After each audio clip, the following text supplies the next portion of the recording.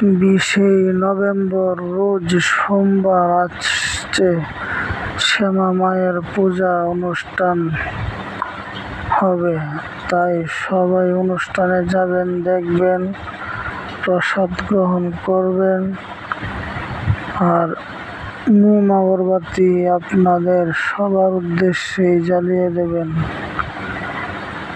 জয় মা শ্যামা মায়ের জয়, জয় বাবা শিব, জয় বাবা ভোলানাথের জয়, জয় মা শ্যামা মায়ের জয়।